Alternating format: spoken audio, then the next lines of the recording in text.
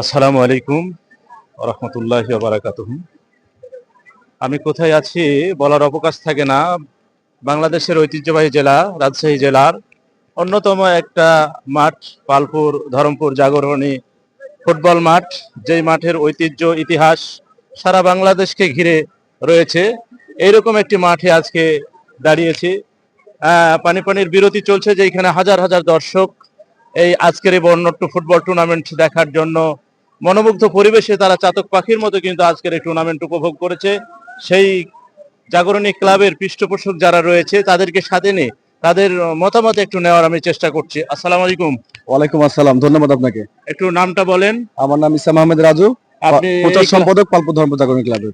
এই যে এত বড় একটা আয়োজন, এত বড় একটা টুর্নামেন্ট, মূলত আমরা জানা মতে এই পালপুর ধরমপুর জাগরণী মাঠে দীর্ঘদিন থেকেই এই ঐতিহ্য ধরে রেখেছেন এবং এই বছর দেখছি অন্য আঙ্গিকে কিছুটা সাজিয়েছেন।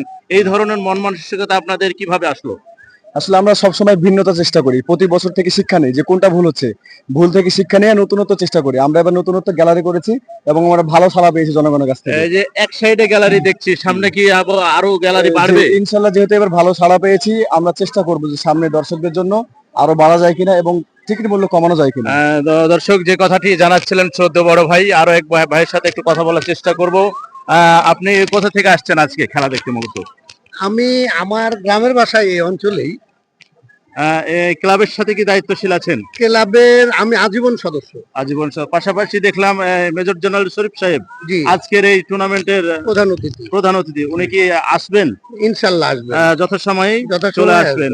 এই যে একটা টুর্নামেন্ট, এই টুর্নামেন্টটা করতে পেরে দর্শককে, খেলোয়াড়দেরকে এবং শ্রোতাদেরকে আপনি কি ধরনের উৎসাহ প্রদান করবেন? আপনারা জানেন বিগত এই খেলাটা 28তম পালপুর ধরমপুর জাগরণ ধারাবাহিক ভাবে 28 বছর ধরে এই খেলাটা, মাঝে 2-1 বছর গ্যাপ ছিল কিছু রাজনৈতিক প্রেক্ষাপটের কারণে, আমরা ইচ্ছা থাকলেও করতে পারিনি। তো সেই সুযোগ এসেছে আমাদের।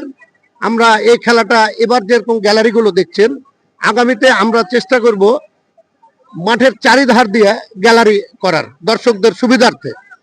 ধন্যবাদ। এই ক্লাবের যে একটা সুনাম রয়েছে এবং ক্লাবের যারা দায়িত্বশীল রয়েছে, এই দায়িত্বশীলদেরকে নিয়ে নতুন ভাবে আরো কিছু চিন্তা ভাবনা করার ইনশাআল্লাহ ইনশাআল্লাহ ইনশাআল্লাহ। সম্মানিত দর্শক, যে কথাটি আপনাদেরকে জানানোর চেষ্টা করলাম, এই ক্লাব আস্তে আস্তে সামনের দিকে, অর্থাৎ বাংলাদেশের মানচিত্রে একটি পরিচিত ক্লাব হিসাবে ইতিহাসের পাতায় নাম লিখতে যাচ্ছে, যার নাম পালপুর ধরমপুর জাগরণী ক্লাব, যেখানে ঐতিহ্যবাহী ফুটবল টুর্নামেন্টের মিলন মেলা বসে থাকে।